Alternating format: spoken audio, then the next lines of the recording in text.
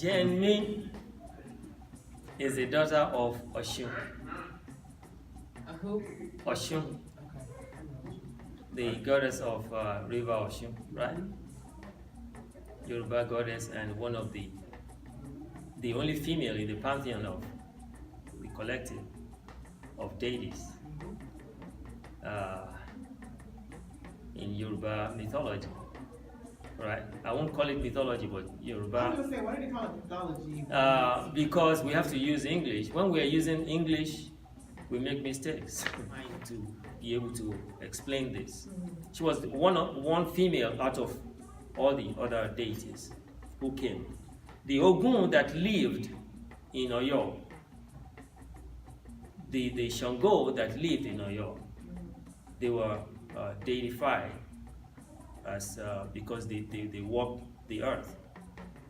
But the ones that were sent by God were different from those ones.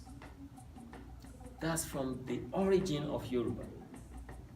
And the Oshun that we are talking about also is from the origin of Yoruba.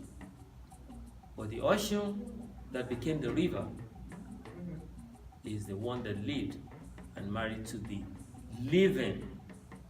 Also, there were two different oceans. Yes, I'm telling you that the one that's related to the ones that the God sent down to earth, they are different from the one that performed wonders during their lifetime that the people now deify them because they didn't know how they disappeared because she became water.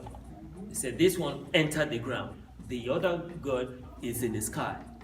Shango only did not enter the ground. So Shango operates in the sky. Ọmọ Ọ̀ṣun ló ń ṣe èmi là ń yìn ọmọ Bàtálá ni. Kí ni à ń ṣe ní kọ̀kọ̀ tójú Olúwa ò tó? You know, that's an Ifa, a statement from Ifa, talking about Jenmi befriending Obatala's son, and something happened. You can figure that out. So now it's now in the open, right? They can't hide it anymore because they were meeting in private. Right. Yes, that's how that came about. Okay. Thank you.